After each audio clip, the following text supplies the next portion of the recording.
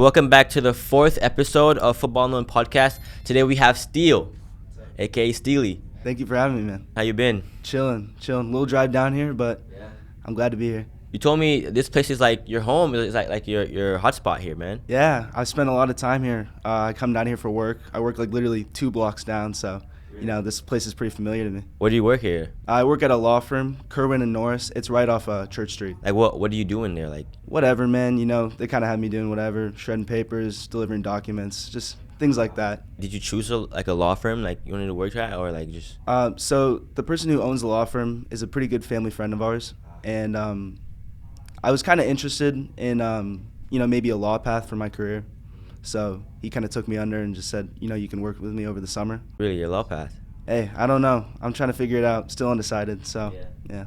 So you were born in Orlando, right? Yes, sir. When did you start playing soccer? Man, I started playing soccer when I was probably 3 or 4 years old. I guess the main place where I got my start was this guy named Coach John. He had an after school thing for us. So my mom worked at the same elementary school that I went to. So she kind of needed a place for me to go. So she would have me go there, and he would just have little games and stuff. And then he eventually got me to I guess to his competitive team.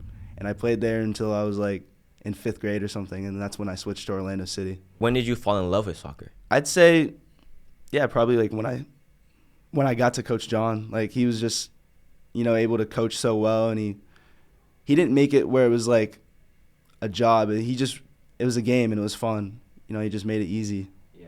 And he made it easy to enjoy. So you joined Orlando City after 5th grade? Yeah. Damn. That was how did they see you? Did you just try out, or? I just tried out, yeah. And then they put me on the top team with a bunch of, really good players. And that was the first time I really had played competitively. So it was fun. How was it at Orlando City? It was good originally. A bunch of class players. I played with a bunch of guys that are D1 as well now. Guys at Wake Forest and places like that. So it was definitely an eye opener, but I was up for it. So I enjoyed it. It was competitive. You played there up until you came to Stetson? Pretty much. I mean, I had bounced around other local clubs for 1 year, but I stayed at Orlando City for pretty much most of my youth career. How was it playing for an Mls Academy? So I didn't play for the Mls Academy. I played with a bunch of guys that were in the academy, but I left before the academy started. Yeah. But I mean, it's competitive, obviously.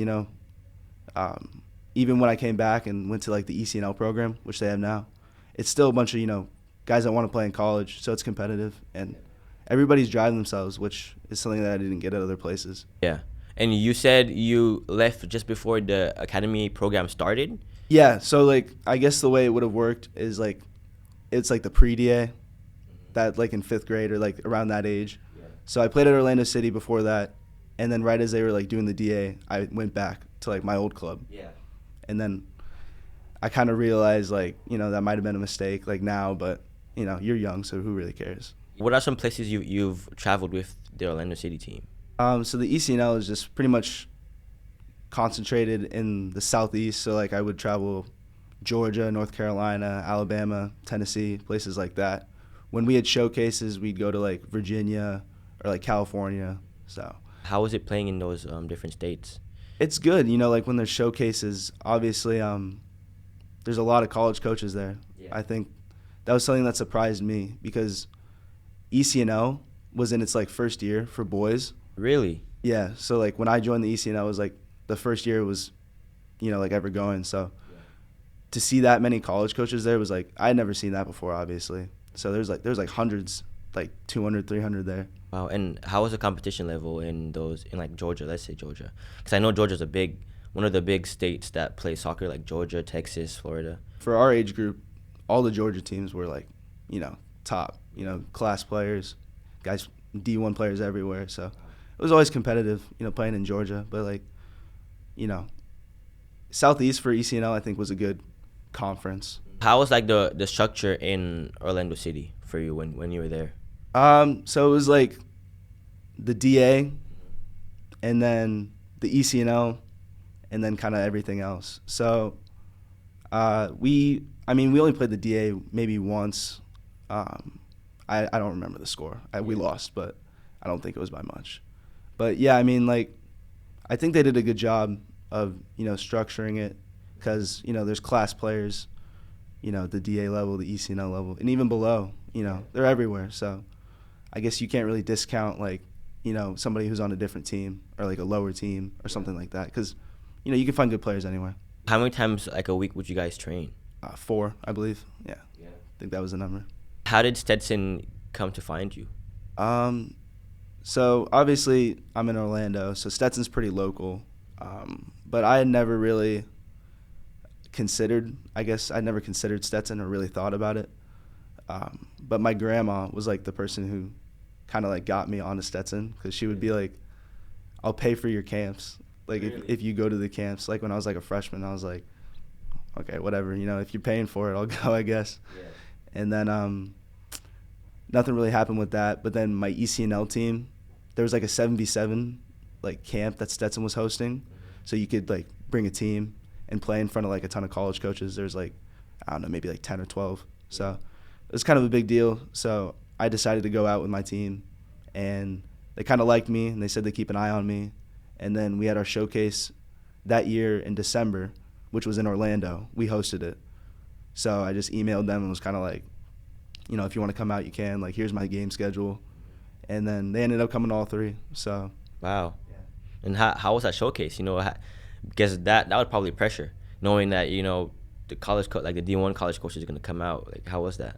I mean, it's not really pressure. It's just like, at the end of the day, you're just playing a game. So you just, if you have fun, play loose, you'll probably perform better than if you're uptight. So.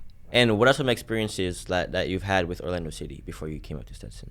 Just those showcases. I think those were the biggest experiences. Yeah. It's pretty special being able to, obviously play the game you love at the next level. So being able to showcase your skills is something pretty cool. You said you hopped around from like your local teams in Orlando City. What was like the big division where you could tell like the skill level is different?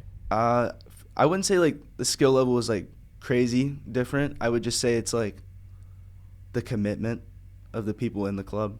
Like, they want to get better. They want to like, play at the next level. So they're obviously, doing the work.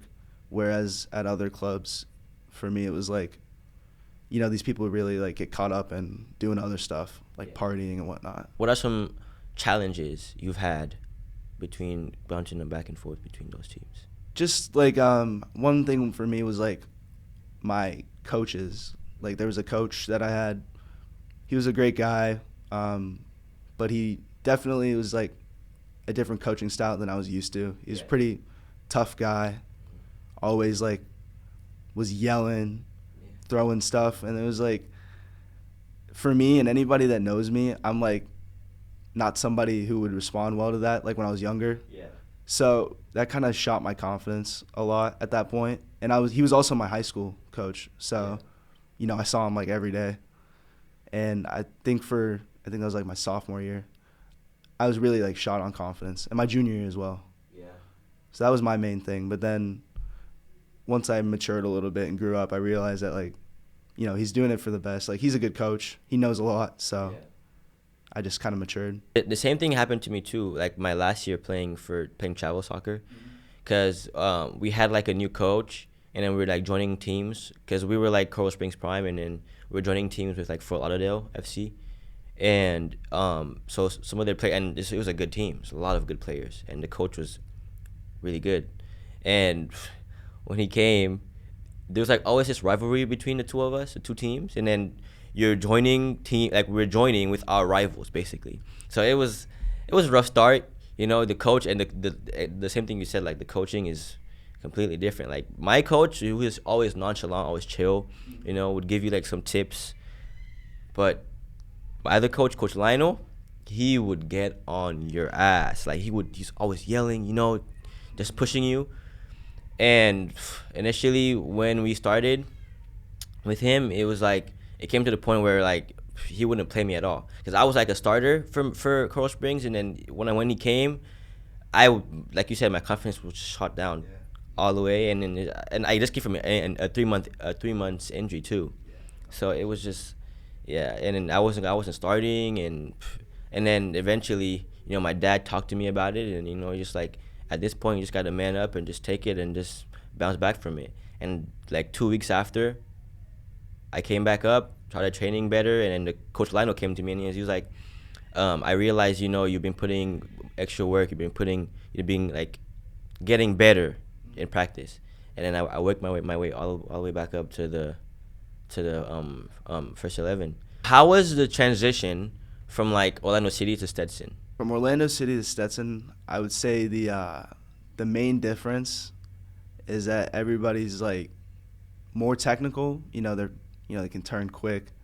They're always know what they're gonna do with the next play. They got their head up, and just it's more physical. Obviously, you're playing against grown men, so those were the two biggest things I think having to adjust for me, because I came in and I was like 155 pounds or something. I was kind of skinny, and after my first year, I realized that I need to lift a little bit more and put on a little bit of weight. Yeah. So that was the biggest thing, just putting on weight and dealing with the physicality a little bit more. And how is it like adopting to like playing with those international players with like different languages and just different cultures, different styles of play? How was it? I think it was pretty cool, because I had never played with for the most part, I've always played with Americans. So being able to be around players that have played at a really high level and just, I've seen different things. It's a pretty cool experience, and obviously they're pretty class as well. Yeah. So just being able to train with them and them, bringing the level up is just huge. How is it balancing soccer and school? When I came to college, I think the main thing that hit me was how much time you have. Yeah. It's not like high school where you're in class for 7 hours and then you get out. It's you may have one class a day, and then your professor may assign something at the beginning of the year. Yeah. And you have until the end of the year to do it. So it's just managing time was the killer for me, and that's still the killer for me. I have trouble managing to this day, but I've definitely gotten a bit better at it. How many times do you guys train a day or a week in Stetson? Every day, pretty much, yeah. And then at the preseason, we do twice a day. What's your major? My major is health sciences, but it's still up in the air. I haven't officially declared my major yet, but I'm leaning towards health sciences. What are some of your goals, your future goals? Just if I can play at the next level, then that'd be great. But just make sure that I graduate and have a good job, or have the opportunity to get a good job. I think that's the main thing. Just whatever it is, just be successful and hopefully be ready after leaving after 4 years or whatever. Did you play any games this season? I actually redshirted this season, so I didn't play any games. How does that work? What is redshirting? So a redshirt basically means that you didn't play any minutes, so you don't lose a year of eligibility. So last year, COVID gave everybody a red shirt, and then this year I redshirted. So I'm going to be in my third year of college, and I guess technically will be my first year of playing soccer, eligibility-wise. Mm-hmm. And then I think you can also take a medical red shirt, if something really bad happens, if you're broke your leg or something, or tore your ACL or something along those lines. So was there a reason, or it was just that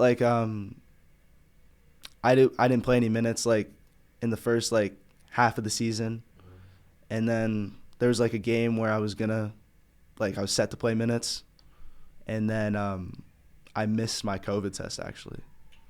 Yeah, so I wasn't able to play, and then my coach was just well, we're already this far through the season and you haven't played. What would you think about redshirting? And I was just at first I was kind of no, fuck that. I don't want to do that. I want to play if I can, even if it's minutes here and there. Yeah. But then I kind of talked to my parents, and they were what's the point?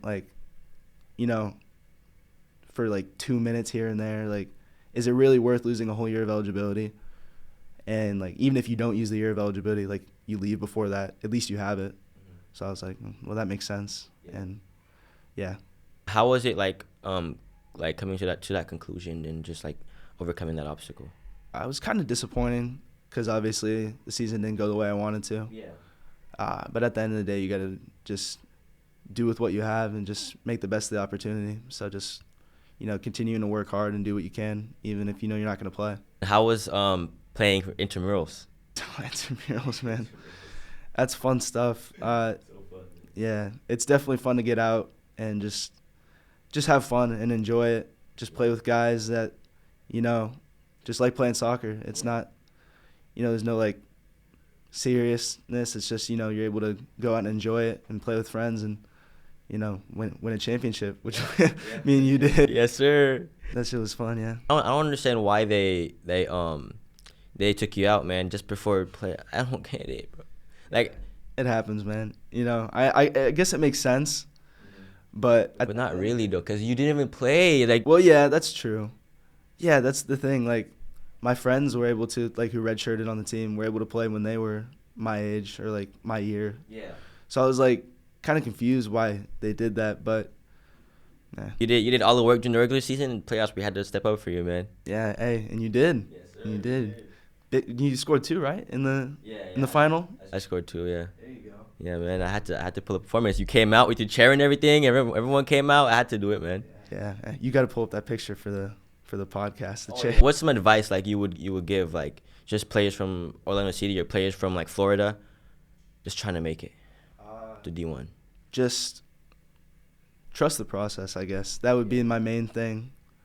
With recruiting, it's a lot of just reaching out, seeing if like, a coach likes you or seeing if they like your film, and you might miss a lot too. Yeah. You're going to miss probably a ton more than you make. So it's just staying patient and just, finding the right place for you. And it doesn't matter if it's D1 or D2, D3, wherever, because, there's a place for everybody. And I would just say start early, because I didn't start early. I started like at the end of my junior year, like really emailing coaches. So I think they say to like start at your sophomore year. That's when you should really start. All right. Well, it was great having you on the pod, man. Hey, man, thank you for having me. Oh, next semester, indoor. If they let me, I'll be there, Okay, all right. All right, man. Yeah, it was good having you on the pod, man. I appreciate you coming out. I hope you next year I'm going to be out to the games. You better. Yes, sir. You better. All right, man. Have a good one.